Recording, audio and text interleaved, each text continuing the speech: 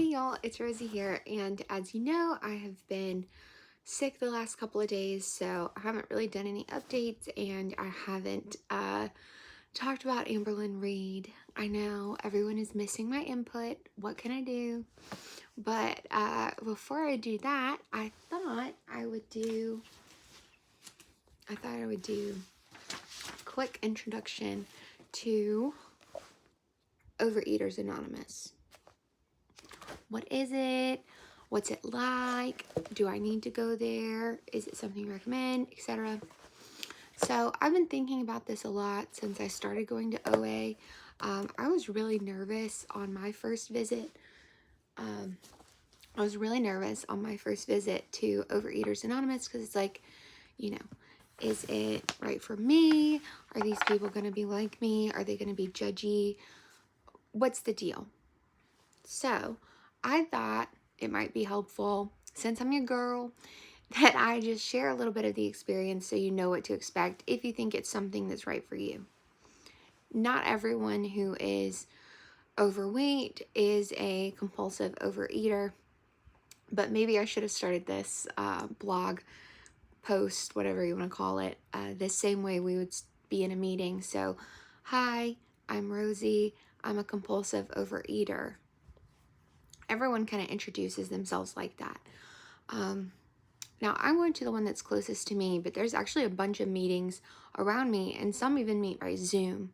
So you don't have to go in if that's something that you don't have time for or would be nervous about it. In fact, I would say the majority of the meetings are either hybrids where you could go in person or Zoom. The meeting that I happen to go to, you can't, is not a hybrid program. It's one of the only ones that's behind the times, as they say.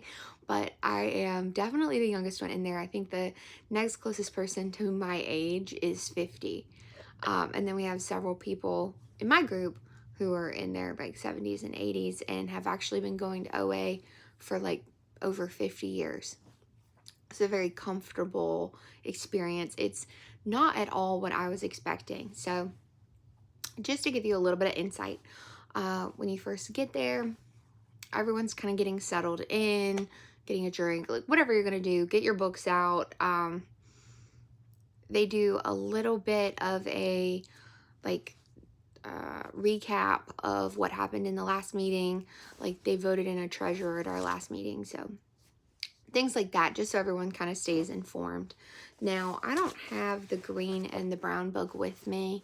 I just have the basic, like the 12 steps book.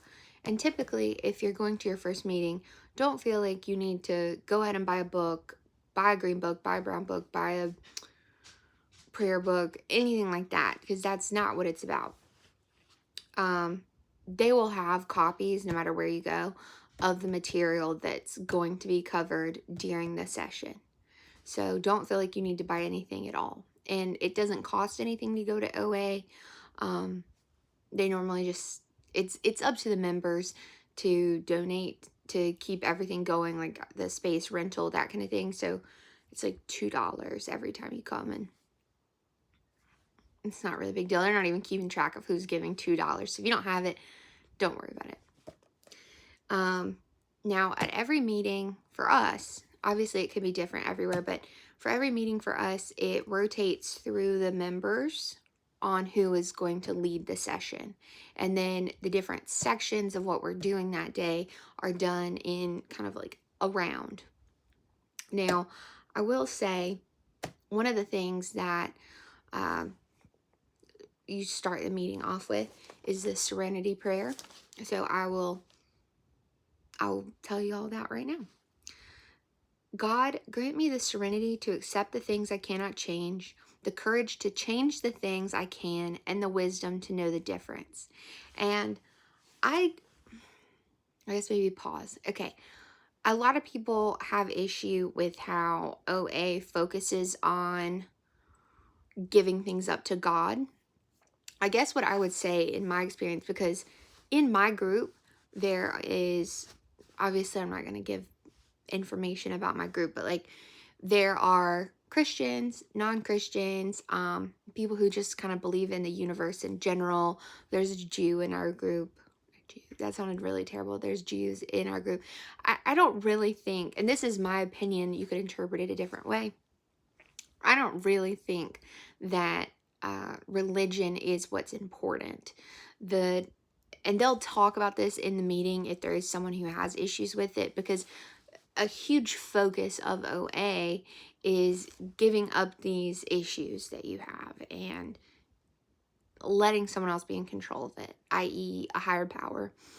It doesn't have to be God in the Christian sense. You don't have to be Catholic, or it doesn't matter. I know there's someone in my group who kind of, the way they look at things is they know that there are higher existences than them. And when they think or pray or are releasing things, it's to that higher power. It's not necessarily God. It's the universe as a whole. Just anything that's bigger than yourself. Take some of the burdens off of yourself. Because one of the things I've noticed is all of us in OA, everything stems from when you're a child. And it's almost shocking how everyone comes from a different place with different backgrounds. But all of us that are compulsive overeaters tend to have the same things to say and the same thought processes, to the point that it's kind of scary. But I know I don't really talk about it a lot on here because I am trying so hard for myself. But it's a disease, and the way a lot of people, especially in my group, look at it is every morning we wake up an addict, and every day we fight to be abstinent, and every day we fight to make ourselves better. And that is going to be something, if you admit that you're a compulsive overeater, it's no matter what your weight is, it's going to be something that you have to consciously think about for the rest of your life. So it's not going to be for everyone, but I will say that it is very shocking once you go to a meeting and hear the things that people say, and when they talk about their lives, when we go over our past week, our failures, our wins, everything like that. It's so shocking. And I know I'm going to keep saying that because it is. To have that, like, shared thought process with so many people is wild. Because I know the first time I went, I didn't think, I was like, oh, well, I'm an overeater for sure. But to actually start to process, start to think about your life, start working on the 12 steps, it's just, I'm just going to say, it's just hard. It's just hard. And a lot of things that they'll tell you in the group, because a lot of the people in my group, they've been in OA for literally 50 years. One of the ladies in the group actually knew the founder of OA and was in the meeting when she got kicked out and banned from attending OA. So it's a whole thing. But even if you lose weight, like if you're restricting yourself or whatever and you lose weight, if you don't fix the problems in yourself, change your thought processes, and forgive yourself for being fat. Forgive yourself for everything that you've done to yourself. Forgive the people around you. Stop holding on to resentment towards your parents or life experiences. If you can't let those things go, then no amount of weight loss is going to change the issues that you have or your life, because you'll gain it back.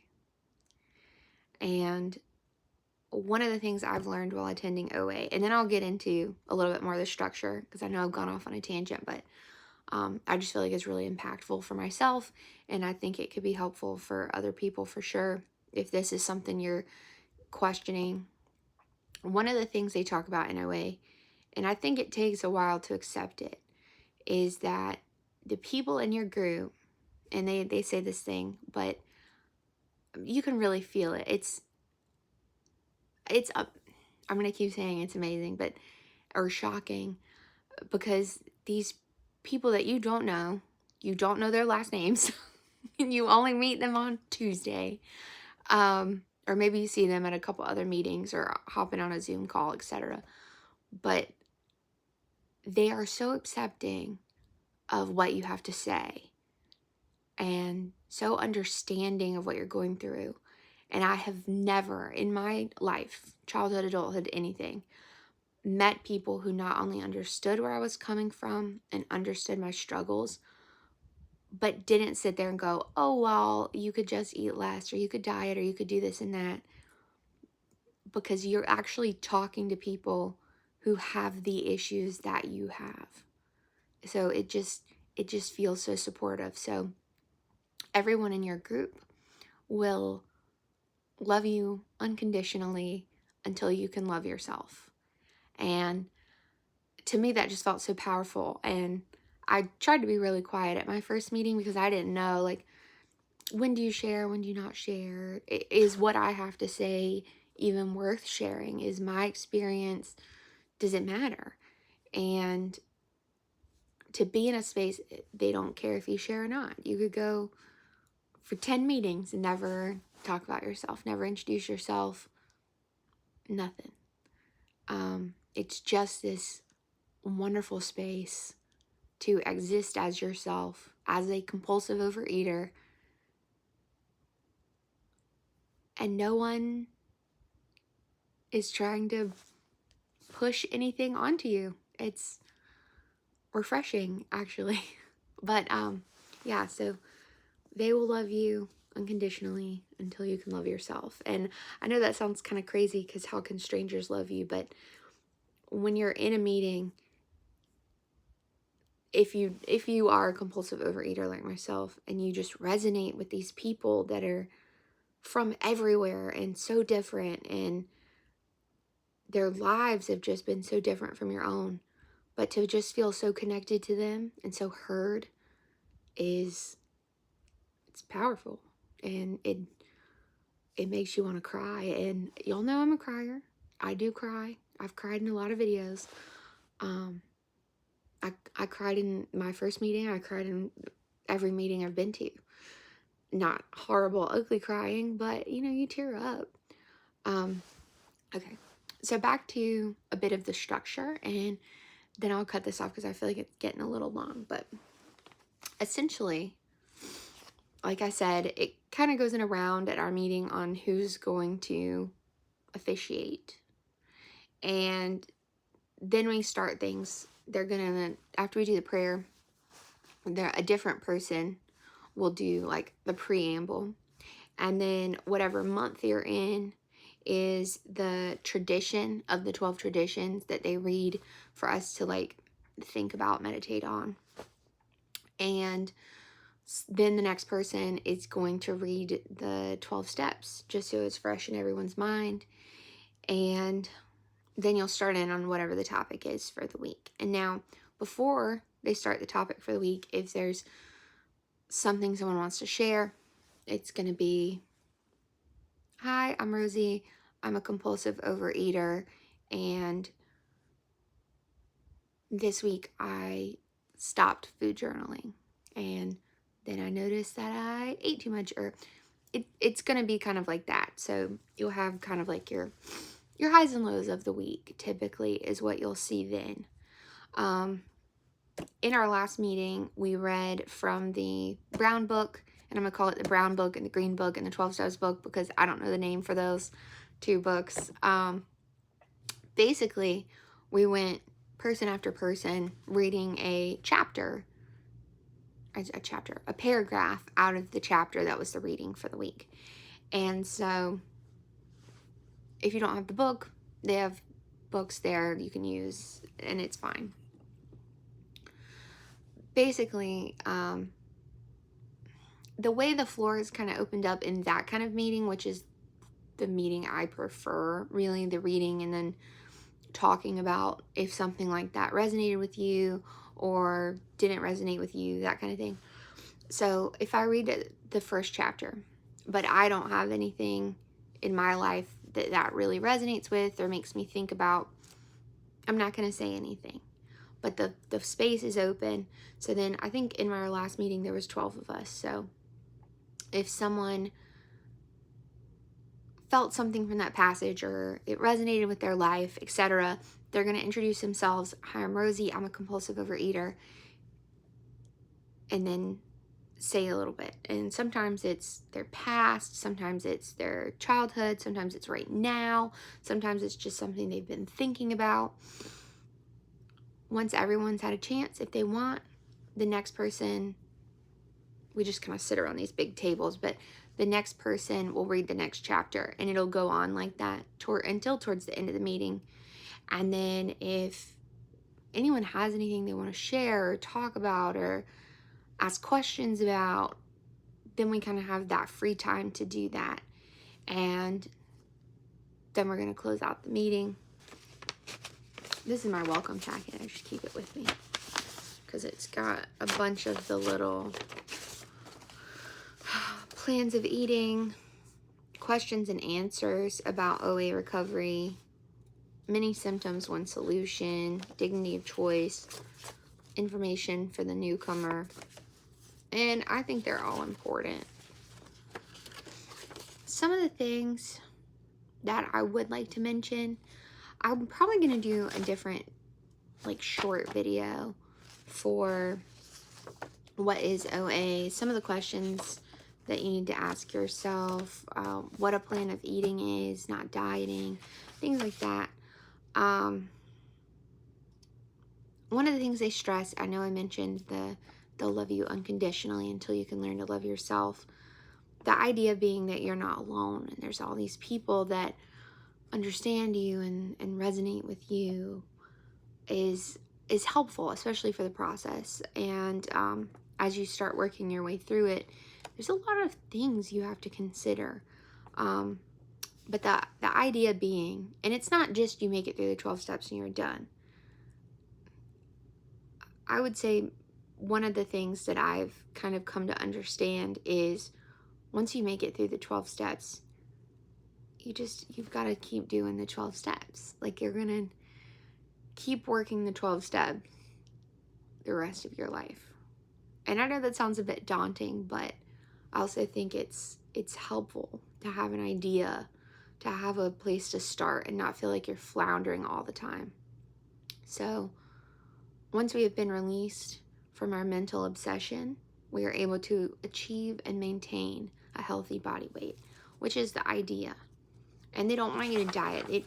The big idea is to keep your mind from constantly being on food. But let's see.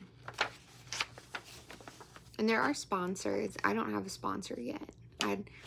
There's so many great people in my group, but I think the idea is finding someone who works the way you work, and is going to be able to provide the support that you need. And then that goes both ways. So I'm trying out a couple of sponsors. Just see what I think. So that just means talking to them, getting to know them a bit better, etc. And a big thing to consider, I would say, if you're thinking about this, and this is how I'm going to end it for today, because I've been all over the place. I'll try to be more structured moving forward. This is just kind of an introduction. Is OA right for you? And it's not scary.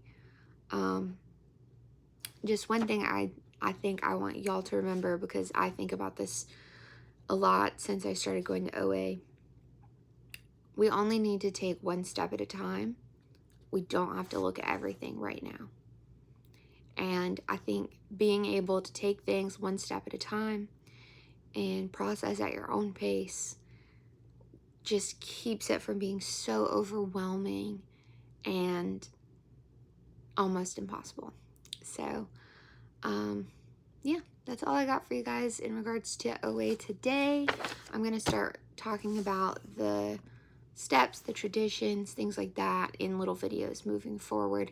And then if you have any questions about OA, where to find sessions near you, just let me know. All right. Bye, guys.